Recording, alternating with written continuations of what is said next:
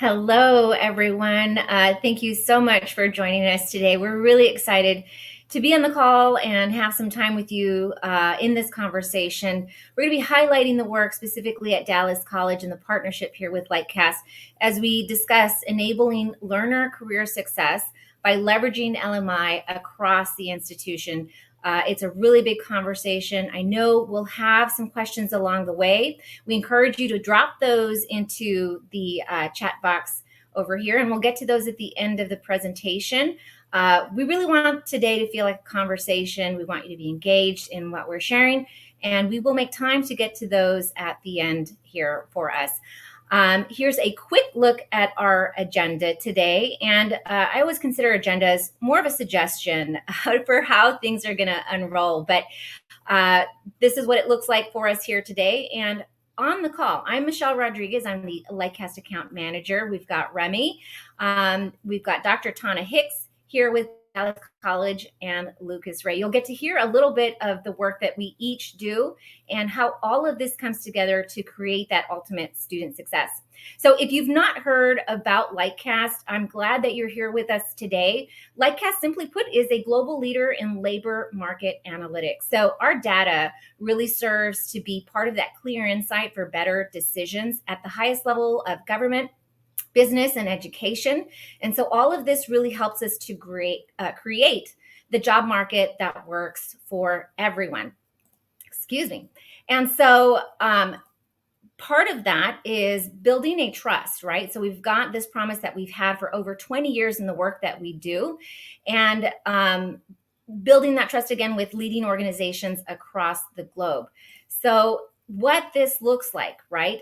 For me and for many of you on the call today, that work, the beginning of that trust, started with conversations like today when I was still at my community college. You must know that much of what really happens to accomplish this student success comes from a lot of moving pieces. So partnerships like the ones with Lightcast and Dallas College are shining examples of how having that right insight aligns programs with the needs of our opportunities in the region specifically, and prepares students and the college for that long-term success. So I don't want to give away too much in all of that introduction. So I'm going to hand it over to my team here to share about all the details. And so Remy, here you go, my friend. Great. Thank you, Michelle. Hi, everyone. I'm Remy. Nice to meet you. I'm part of the marketing team here at Lightcast. And in that capacity, I get to do a lot of research and kind of be out trying to keep a finger on the pulse of what's happening in higher ed and in the labor market. And so I've pulled together some survey-based research. These are all publicly available resources. There's links in the slides. So when we share the deck afterwards, you'll be able to track this down and go as far deep into the rabbit hole as you want to go. I'll move through them fairly quickly because the goal of this section is just to provide some high-level context on why learner career success really should be an institutional priority, not something that's just siloed into just career services or just enrollment marketing or advising, but really something that's a priority across the institution, that whole enrollment, education to employment life cycle. It's relevant across all those phases. So we'll look from three perspectives: high school students, kind of that traditional college-aged individual, and then a focus on adult learners, and then a brief look at alumni and their perspective as they reflect back on their college and early career experiences. So first up, this is a resource called Question the Quo. This is from last summer, as you can see, put out by the ECMC group. And what I'm calling out there is it's in the very beginning of their of that article, that resource that they've put out. I've zoomed in on one of their key takeaways, which is that post-secondary education is a means to an end, with the end being a career. So again, this is, as you can see on the cover, this is focused on Gen Z teens, talking to individuals who are looking forward, talking about as they're beginning to think about their next step. You can see that from high school on, they're already thinking in terms of career. And this is from the same report. you can see that the survey question, how important are the following factors in what you decide to do after high school? The very first one being career. So it's the career that they're interested in pursuing. And then looking over to the right, what is the most important factor to you in deciding what you do after high school?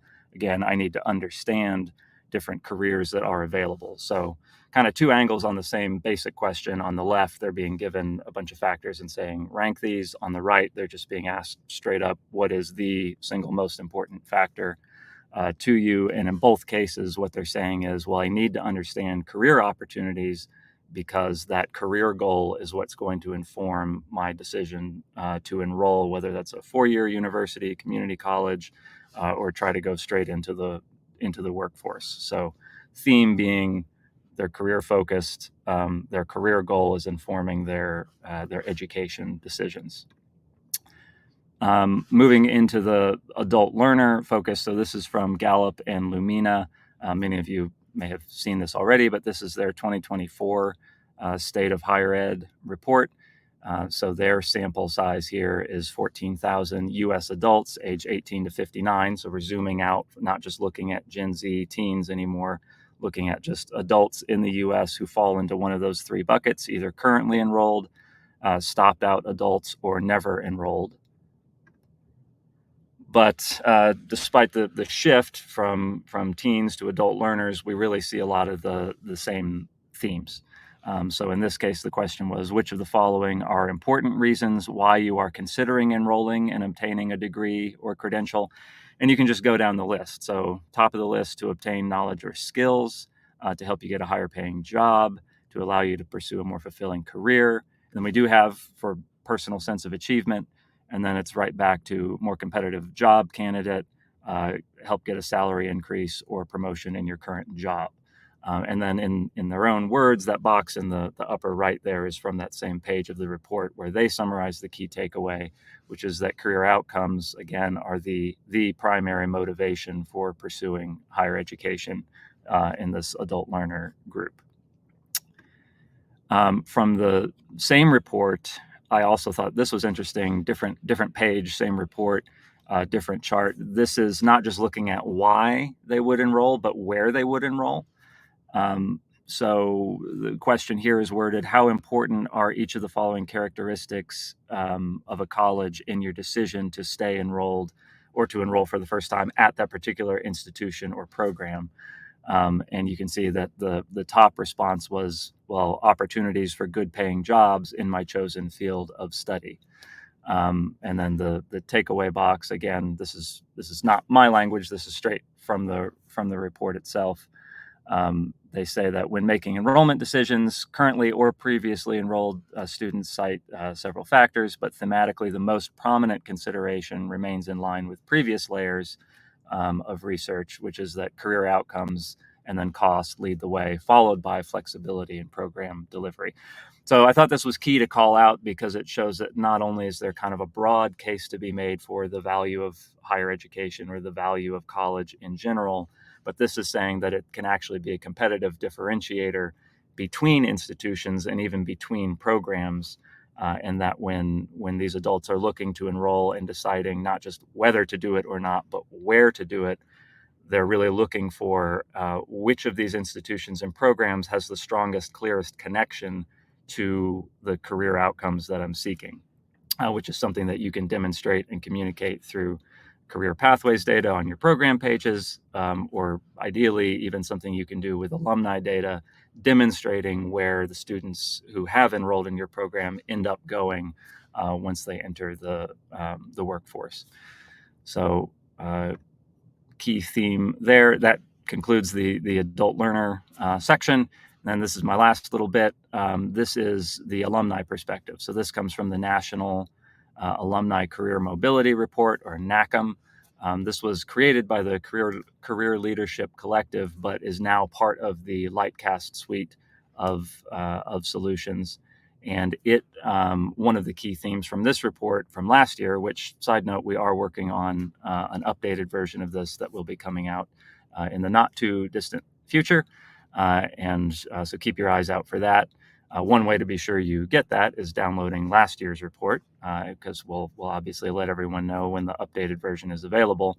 But it focuses on alumni's satisfaction with their career and learning experiences. So one of the key takeaways that I wanted to highlight from last year's report is that career preparation is strongly correlated with alumni satisfaction. So these two charts, if you look at the one on the left, there's it's showing a correlation between two different questions and sets of answers. So alumni were asked to kind of rate their institution on career preparation. How good a job did their institution do assisting them with career preparation? And it could be low, moderate, or high. And then they were also asked, do you feel like your degree was worth the tuition? And as you can see, those who rated their institution high on career preparation were the most likely to agree that their degree was worth the tuition. And then, as you can see, if you move to lower levels, moderate or low career preparation, the percentage of alumni who feel like their degree was worth it starts to go down.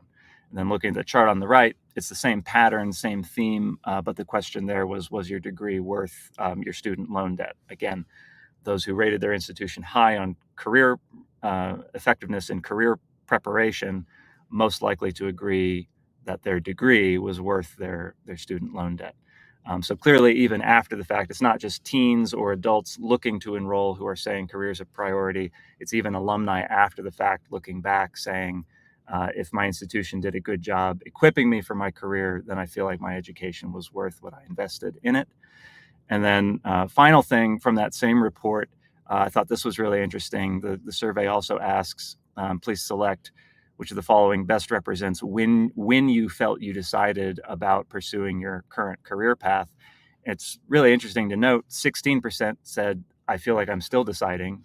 And it's worth noting the NACM survey is surveying alumni 5 and 10 years after they've graduated. So it's kind of a long range perspective. 16% say, I still feel like I'm deciding. 34% said it wasn't until after I graduated that I decided. 33% said it was while earning my bachelor's degree. So I wanted to end on this because, again, it highlights the importance of providing data and services and programs to support career navigation, career decisions, helping learners see the connections between their education and their career throughout the journey. It's not just on the front end, it's while they're enrolled, and there's even opportunities and a need for engaging alumni, which could mean certificates or micro-credentials or professional learning opportunities. But we see that the need lasts throughout that education to employment life cycle. So that's a little bit more of the why. That's why we at Lightcast are so focused on providing data and tools to help you enable learner career success, from aligning your programs, connecting learners to programs and careers, and then measuring outcomes. So that's kind of the theory. And now I have the pleasure of handing things off to Dr. Hicks, who's going to talk about the excellent work that they are actually doing in real life on the ground at Dallas College. So Tana, I will hand things off to you. Awesome. Thank you so much, Remy. And thank you, Michelle and Lucas and the Lightcast team for inviting us. We're so excited to be able to share the great work that we've been able to do within the Labor Market Intelligence Center at Dallas College. And hello, everyone. So, just to give you some context in terms of where we sit within our institution, we're actually part of a team called Economic Opportunity, and that includes three other teams, one being Economic Impact Strategy and Relations. They're responsible for our business relationships as well as economic development across the region with Dallas College. We also have an Employer Resource Center who is responsible for engaging our employers and making sure that we understand their needs so that we're able to connect our students with those good paying jobs. And then we have the EDA Biotech Good Jobs Challenge Department. They were recently awarded $8.1 million to help support those in need for these good paying jobs, entry level opportunities in biotech. So, the Labor Market Intelligence Center started in 2015, and our original goal was to align our programs with those good paying jobs by informing those academic leads about the opportunities in our region. And we continue to do that work, but we've kind of expanded the breadth of our work into understanding the student experience outside of the classroom. So we actually think about, the socioeconomic barriers that might impact the student's experience in the classroom and how we can, as Dallas College, potentially answer those basic needs. So we're doing quite a bit of work across the college related to labor market data, but also outside of it. So my team consists of 9 people, including myself, and we've broken down our department into 4 areas. Often the question that I get whenever anyone learns about the LMIC is like, how did you start a department like this? Well, it started in 2015 with Ben McGill, who was then the executive director and is now the associate vice chancellor of economic opportunity. He was the one person on the team. And then he hired 2 people and then hired another person. And then I took over when we reorganized as Dallas College. We went from 7 different accredited colleges to 1 college. So in that transition, I slowly built up a team that focused on these specific areas, and I'll go over each of them because it does highlight a couple of the components that Remy mentioned during his section. So our schools of analysis area is essentially responsible for providing data to our schools of instruction areas. We have 7 schools of instruction, and we provide data to them on a regular basis by producing reports and dashboards. We have a program alignment area that was just established, which helps us analyze the understanding of our students before they arrive at Dallas College, our K through 12 students who are moving on to Dallas College and other community colleges, and then moving on to 4-year in workforce. And then we have our future of work area that focuses on how jobs are changing over time. Again, to the point of skills in the video that you saw earlier, really understanding how we can assess those skills and how we can essentially respond as an institution to the skills that are providing those premiums for our students.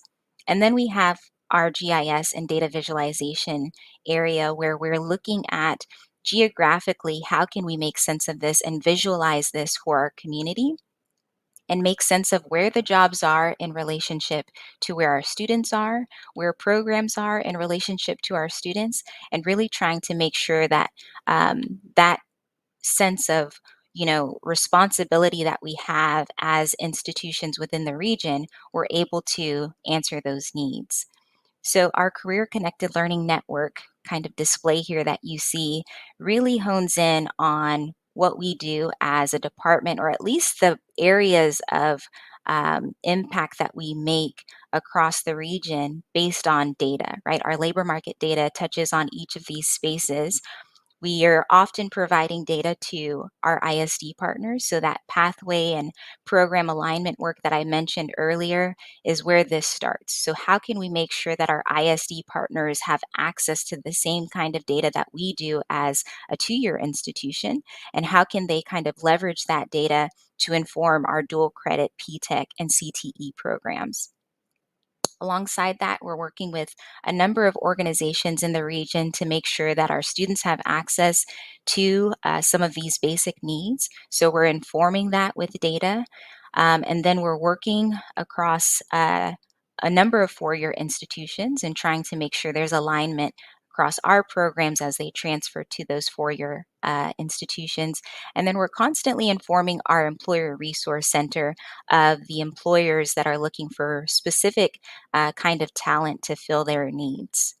So this visual is demonstrating all of that really. So our ISD partners and the students who come through that pipeline through Dallas College and then onto 4-year institutions or to workforce is displayed here.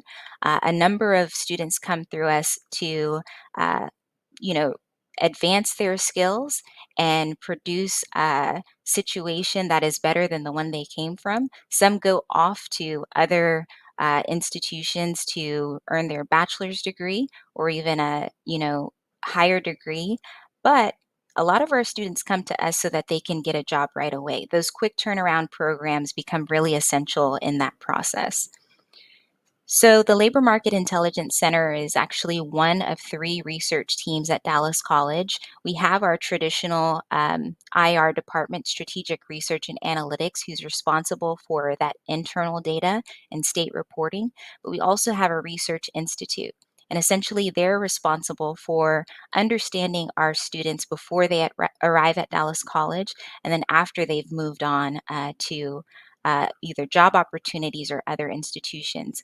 The Labor Market Intelligence Center sits kind of in the middle of that. We're informing our student success side constantly, but we're also working with external partners to enhance, the possibilities that our students might come across. So in addition to Lightcast, we're also using Esri. I'll give you an example of how we use that, and this helps contextualize how we use our labor market information. So through Esri, we're able to map a number of data, and you can see the examples here. Here we're focusing on the best Southwest region of Dallas, where you can see the map on the left. I always get this wrong. The map that has the orange and red is essentially showing those who live in the best Southwest region, how far they have to travel to get those good paying jobs, right? Then the map on the right in blue is showing those who work in the best Southwest region where they live, right? So you can kind of see that contrast in terms of understanding the jobs. And all of this, again, is fed through the labor market data that you can find in Lightcast. The dashboard on the top right is another kind of perspective where we can analyze our students in terms of, again, this is the best Southwest region. So we're focusing on those students who live in that area, the credentials they've earned or are enrolled in, and how they're tied to jobs that are specific to that region. So really trying to make sense of the pipeline in a specific space. Alongside all of that, as I mentioned before, we're trying to understand our students' socioeconomic barriers and their accessibility to basic needs. So, what we did was try to understand by campus how close some of these basic needs are to the campuses. Our campuses are surrounded by a lot of land, but what we wanted to assess was if someone was walking and they were walking from their campus, how long would it take them to get to something like healthcare or a grocery store, childcare, jobs? So we did this a while back. We're continuing to kind of try to understand this based on questions that come up to the fore, but we're really engaging in terms of those socioeconomic barriers. When we look at the campuses that are central to downtown, there are a lot of resources that are available to our students downtown, but no one really lives there. So what are the things that we need to do to make sure that we are answering those needs? So, how do we align our work as we think about implementing Lightcast data? When we first started, we were really big fans of these reports, right? So if someone made a request and they wanted to know, can you give me the details of what an automotive service technician makes? How many jobs are out there? What are the skills associated with it? Our go to was a report like this. And we would be able to pull this and share with whoever requested it and kind of give them some insight along the way. Over time, we realized that while that answered our questions and it provided some insight about what steps to make next, we realized that we should be doing this on a regular basis for all of those academic leads. So we started to produce reports that are focusing on our schools of instruction as well as the industries that are in high demand in our area. So each of these reports has a different component that allows us to see big picture, what are the most components here, right? So this report is focusing on ETMS, also known as STEM. It gives a big picture in terms of how the jobs and this particular industry is going to grow, or at least this school of instruction with its industries and occupations. How is it projected to grow within our area? What is the current employment? What does compensation look like, right? So then we've broken down each of the occupations in relationship to the programs that are offered here at Dallas College. We've showed those that are paying a living wage and those that are not. So that's indicated in red. And right now, the living wage for Dallas County is $22.06. So anything that falls below that, we're making note of that. And then we also think about, automation risk, right? So how can we make sure that anyone who's a decision maker in this space is aware of some of those caveats, including, who should we be partnering? If we don't already have relationship with employers in this space, who are the big players that are going to make an impact in our students' experience as they identify which jobs align with them, but also that pay well and they can earn a living wage. The industry reports are very similar, except for really highlighting the demographic information. So we're able to provide some of that data that you saw on the previous slide, except now we're trying to kind of show what the industry looks like as a whole and which programs are related to the particular industry. We've made this interactive in our space specifically for Dallas College employees. Here's a program inventory dashboard that allows our employees to search by school of instruction or occupation to align and match those programs with the good paying jobs. So here's an example of video technology where you can see how many students have been enrolled in that particular program over the course of 8 years. But then also you can see the occupational lens and which occupations are tied to that program. Again, highlighting which jobs are paying below a living wage, whether they require a bachelor's degree or not. That's really important to us as a two-year institution. We have a couple of bachelor's degrees already, early education. We just got nursing and we're moving on to others. But if a student is enrolled in a program and we see that the jobs that are tied to that particular program all require a bachelor's degree, we need to think about how we can potentially transfer that student to our four-year institution. In addition to that, of course, we're thinking about, the projections to grow. So on the very far right at that bottom kind of screenshot, you can see those that are green are above the average for DFW. Anything that is red, orange, or yellow would be below that average. In addition to that, this is on our external facing website. So if you go to dallascollege.edu/LMIC, you'll find this. But this allows someone to explore by our schools of instruction which occupations are tied to that school of instruction. You can filter by educational attainment and you'll see some labor market data there. So how many people are employed, how much someone makes per hour, what jobs are, projected to be added. And now let's talk about how we're connecting this data to the students, which is really important. So we use Career Coach. It's been a long journey for us, but a very exciting one because now we actually see the results of our labor and we can see that students are engaging this tool quite frequently.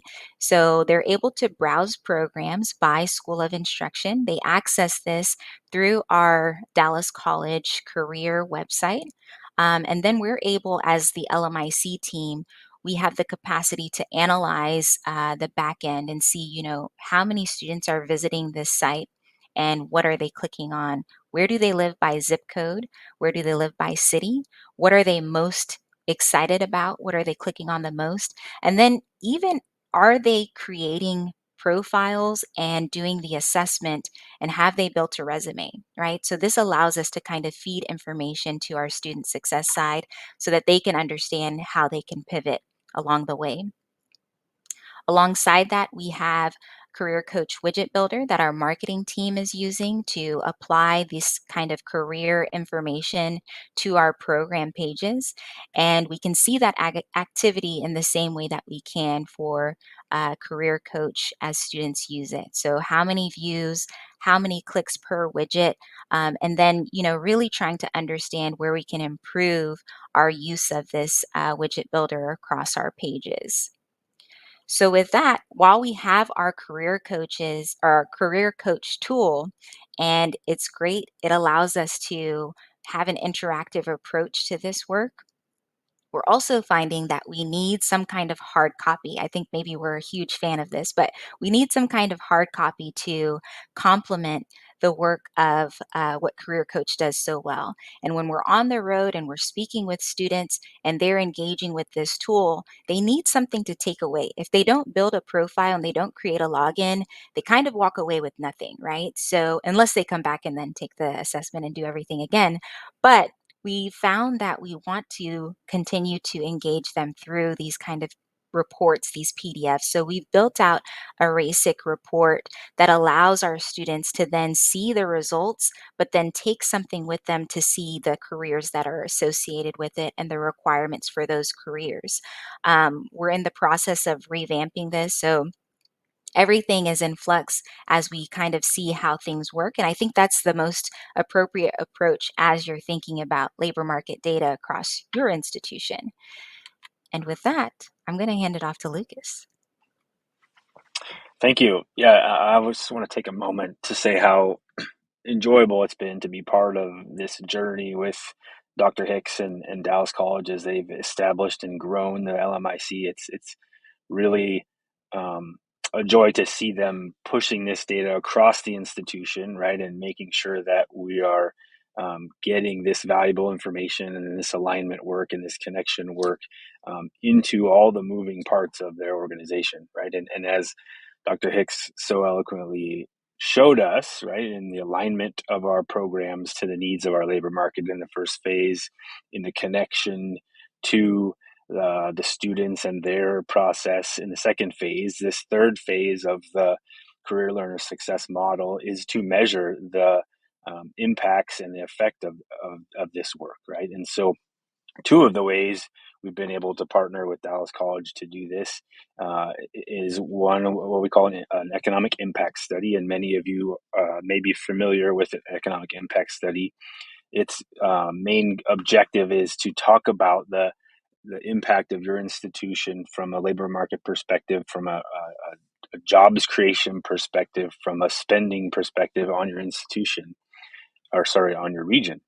But one of the additional ways that that study can feed back into this examination measurement of these practices, right, is the return on investment our institution can provide to students. And so in the economic impact study, students' return on investment, right, their lifelong return on the dollars they spend for the cost of tuition at your institution can be a indicator of how impactful our practices and our ability to serve our students in our region can be. Additionally, Dallas College is also working with us to on a project called Alumni Pathways, which is examining the employment outcomes of alumni in the region. And so what we've done is matched student alumni records to our workplace profiles information, and as well amended the National Student Clearinghouse data to be able to provide a feedback loop to the programmatic outcomes of alumni. So as alumni have gone through specific programs, are they pursuing further education? Are they entering the workforce in fields of study? What are their program, or what are their career pathways as they've entered the workforce? Are they moving up the ladder in terms of responsibility and compensation within their chosen fields of study? And then providing back some metrics on who they're working for, what skills are they saying they are possessing in their occupations, some estimated wages calculations, so that we can draw back some conclusions and feed a feedback loop on outcomes and success of these practices to our program owners and to the institution.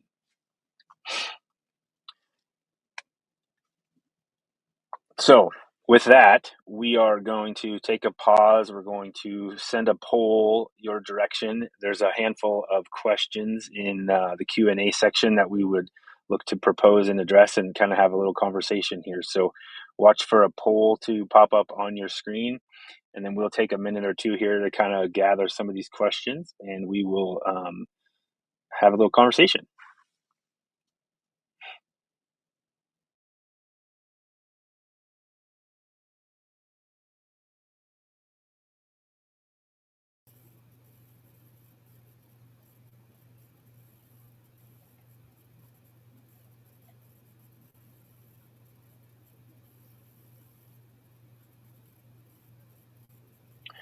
Okay, Dr. Hicks, one of the first questions I see in the chat is around the skills that we're able to identify that are important to provide to students that provide the greatest opportunity for them after graduation. Can you speak a little bit to maybe not necessarily the skills specifically, but the process or your ability to help bring the skills conversation to that topic? Yes, definitely. So we're fortunate to have a number of faculty who are curious about labor market information. And one of our faculty groups is a faculty integrator group. And essentially, they are evaluating each of our core courses. So think about your history, English, all of those courses that you need to start, right? So we're using that group to uh, compare what employers are looking for through Skillify. So we're assessing, the curriculum and the syllabi that our faculty offer provide to our students and comparing that to what employers are asking for in their job postings. This allows us to see one, what skills are coming to the top for employers. Are we actually articulating that in our curriculum? Do we need to revise our curriculum, or is it a matter of revising the way that we talk about these skills, right? So sometimes a student might gain a skill in a particular course or through their program, but the articulation of that skill is very different from how employers are explaining it, right? So we're using this process of assessing these skills through Skillify to make sense of how we can better serve our students and better serve our employers.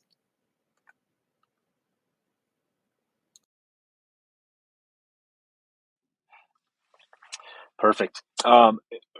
In the implementation section, you covered a couple of custom reports. One was an industry report. I think the other one maybe was an occupation report.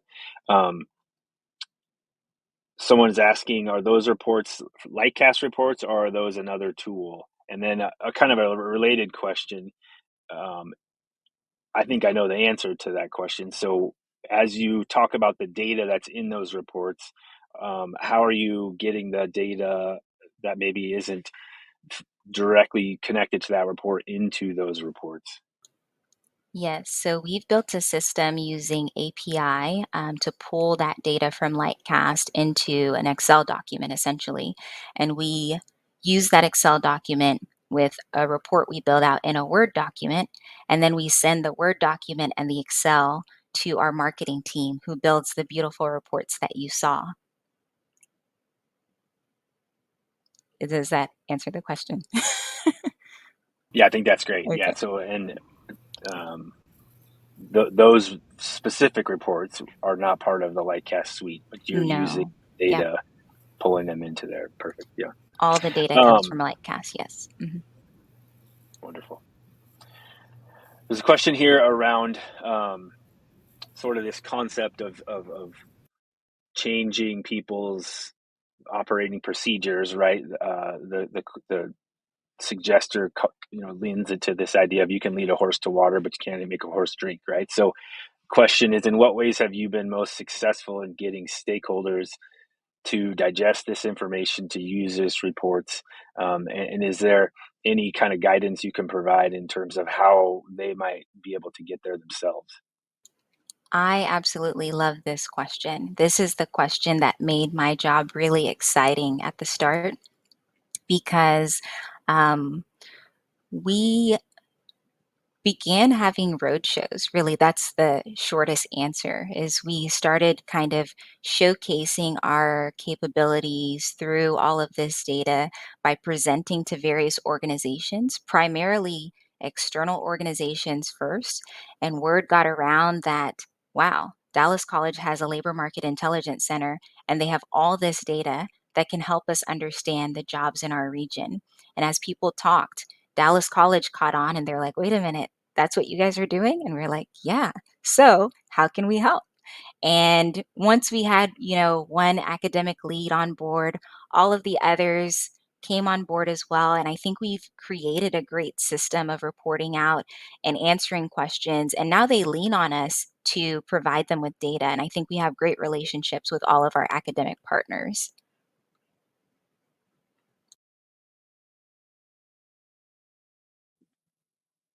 And in the same vein as those relationships, like Michelle and I have been lucky enough to present with you at a couple of those kind of conferences, right, to help spread the word and showcase that. So we appreciate that, and thanks for that answer.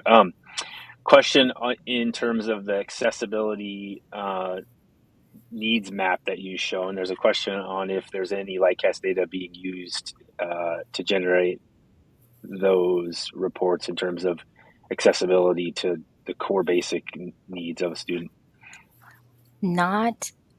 Not really. So we have one jobs line. That's where the Lightcast data comes in. Every other component would likely be an Esri kind of question. We also, with those reports or that display that you saw, we did our own drive arounds. Like we went to each campus and we drove around and we said, okay, if this is where the doors are, or these are where the doors are, how can we um, kind of understand with our own experience how long it might take someone to walk from door to door? Um, and I don't know who knows about Texas heat, but even in this like summer climate, I can't imagine walking more than 10 minutes, right? So that was the purpose of our study, is to really assess what our students might be experiencing if they had to walk. We know that our students have various situations where they're, using public transportation or have a car or a ride share, but we wanted to see like what is the nearest way or the nearest way that we could answer the question of basic needs. And I think if you're able to go from one door to the next in less than 10 minutes, then that's definitely a better situation. Super helpful. As we shift towards the conversation around using this information in our interactions with employer partners, right? Do you have any guidance or best practices, kind of a context around how best to approach employer partners? And is that another department within the institution, or is that coming out of your office as well? Yeah, you answered the question. That is our employer resource center. So we lean on them for the relationship building, but we definitely help inform the employers that may have the strongest potential in aligning with our students' needs and then answering their own needs based on the programs that we offer here at Dallas College.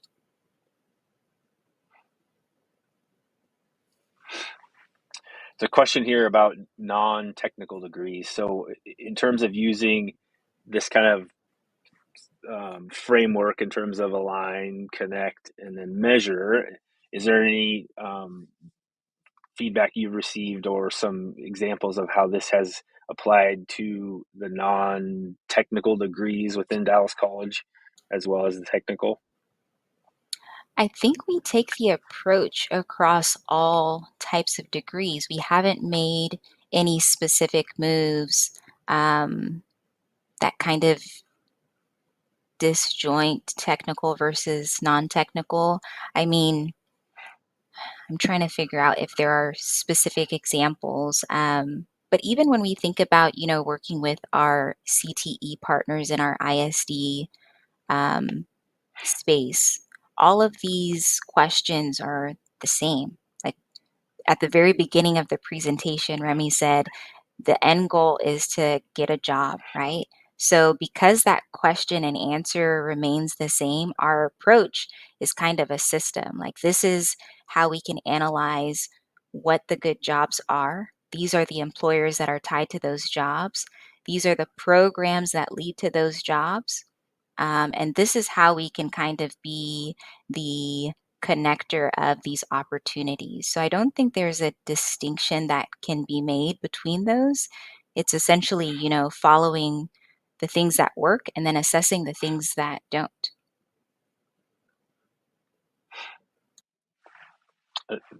Thank you, audience, for your questions. These are great. Keep them coming. Um, it's really good to be able to provide context that fits your current vision of how this fits for you, right? So please keep asking questions. In that vein, it's sort of a two-part question, Dr. Hicks. Um, are are programs using these reports that you've produced in their program review on a regular basis? And if so, what's the cadence of that for Dallas College? So interesting that this is the second time I've received this question today. So, no, we're not using it in a formal process, but I think we're in the process of building out that formal process, which I'm very excited about. Um, but I think it's important to establish that if anyone is out there and wanting to understand how this can work better for you, is to establish that process at the beginning and have buy in at the beginning so that you can be able to assess programs, that have been with the institution forever, and then those that have been added on. How do you make clear what should and shouldn't remain? The process is the most important thing. Unfortunately, we don't have it now, but I am hopeful a year from now, if anybody speaks to me, I can say with confidence that we do have a process of evaluating our programs. That's awesome. In the same vein as sort of process and institutionally resources, right? One poses a question here as we think about the sort of the vast array of community colleges from folks like Dallas College who have a very large institution and the ability to create an LMIC with quite a array of resource to then some of our smaller rural institutions. As you've been part of this and sort of established this and helped been part of the growth of the LMIC, any ideas that you can give to the audience on ways someone with maybe more limited resources can do some of this similar work on a more tight resource budget or a smaller scale, but with the same kind of outcome? Yeah, I think if you can purchase a Lightcast license, just one, that's enough for you to make a lot of a lot of improvement in understanding jobs, right? Like that's number one. You have to have some kind of resource that will allow you to do this work. If you're not able to move in the direction of purchasing a license, there are a lot of resources online, like the Bureau of Labor Statistics. Um, you know, regionally, depending, there are LMI resources like Texas LMI. Um, you can use ONET, right? It's a little more cumbersome to do it that way, but it's not impossible. And in fact, when I first started in 2018, I was still using some of those sources in, tandem with then MZ, right? So it's possible. It just is more efficient if you're using a light cast product, and you really do only need one person to do this work if you're starting out. Like the questions that come up may produce a need for other areas, like the way that my team has grown. Our focus was on program alignment and still is, but then the questions started to like branch out into these other spaces, and that's what developed the larger LMIC team that we have today. So I would say try to use Lightcast first if you can, if you can get one license. The other way is to use the free sources online. A third way would be to just ask another institution who has access, maybe Lightcast might not be a fan of this, who has access to Lightcast and say, would you mind sharing some of the data that you have? We're just interested to know, right? And I've been able to do that a couple of times and it has built strong relationship. And I think if we're thinking about community and regionalism and being stronger together, sometimes that's the better approach anyway. Sorry, Lightcast. No, I mean, I speak for myself, right? But I think this conversation of sharing best practices and understanding what my colleagues are doing and not recreating the wheel is the best way to spread the word of what's happening here, right? And eventually, someone's going to see the water and understand how to drink it because you showed it to them, right? So I think that's a great call out.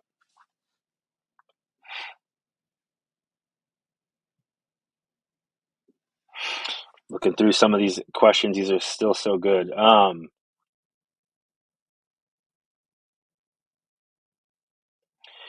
Can you speak to either from the LMIC's perspective or as you've worked with program owners throughout the institution, are there any um, data points around career outcomes that are rising to the surface as equally as important as monetary compensation as you've looked at how these align to career outcomes for your alumni? That is another awesome question. We don't have access to a lot of that qualitative information. But what I will say is we've started kind of exploring first destination survey. Our student success teams have really launched that work in trying to understand how our students may end up based on what they understand upon graduation. So that gives us a little bit of insight. But what we're trying to do is really build an ecosystem and understand one, how students are faring or where they're headed once they graduate, but also how are they doing 1 year, 2 year, 5 years after they've graduated. So myself and my colleague David Mahan, who is the executive director of the Research Institute, who I mentioned in the presentation, we're collectively working together to build an outcomes lab that would allow us to answer these kinds of questions. So, thinking about experience, are you satisfied in your role with your employer, with your pay? Does your job align with the degree that you earned at Dallas College?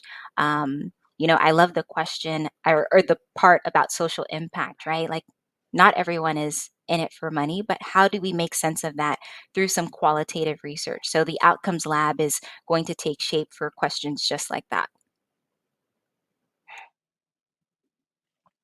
Awesome. Uh, One more at this point, right? So there's a lot of talk nationally around the new requirements for gainful employment reporting. Has your team started working on that? Is that part of what's coming out of your office, and any insights in terms of the connection to this to the gainful employment requirements? No, we have not touched on that at all, but I think it's something that we can add to our list. We recently came up with a research agenda that has a number of components to help focus our work. So it's definitely something that we need to consider and see where it fits within the categories of the research agenda. I love that. But no, we have not explored, really doing a deep analysis on that. Awesome. Audience, thank you so much for all of your very thoughtful and engaging questions. I'm going to kick this to Michelle to sort of close us out. Dr. Hicks, I want to personally thank you for being here and sharing the success that Dallas College is having and being with us today. And so, Michelle, without further ado, I'm going to send it your direction. All right, awesome. I was waiting. I know we've still got a few questions in the chat. Hopefully, we got through everything, but please feel free to reach out. We do love the opportunity to connect. We are happy to be part of the success, answer the questions. We get them all, and really, we want to be part of the connector for you in that space. Remy, can you tell everyone where they can find our recording from here today in case they want to go back? Pause on some of these slides. Where might they be able to find our recording after today? Yeah. First of all, want to add my thanks to everyone as well, Dr. Hicks, Lucas, and Michelle. This has been fantastic. And thank you to all of you. Seriously, like Lucas said, great questions, great engagement in the chat. And thank you for making this such a fruitful session. Main thing you need to know is you don't need to worry about it. We will come to you. So we'll be sending this recording and the slide deck. It'll be showing up in your inbox probably tomorrow, no later than Friday, depending on how quickly we can get everything processed and buttoned up. So yeah, if you registered for this, whether you're here and listening to me right now or not, we will be sending all the materials to you, but it is also accessible on our website, the same page under the webinar section of our site, the same place you came to watch and attend today. That's where the recording will be posted as well. So yeah, thank you everyone so much. Really appreciate your time. Thank you for coming out today. And with that, I'll go ahead and close us down. Hope you have a great rest of your week.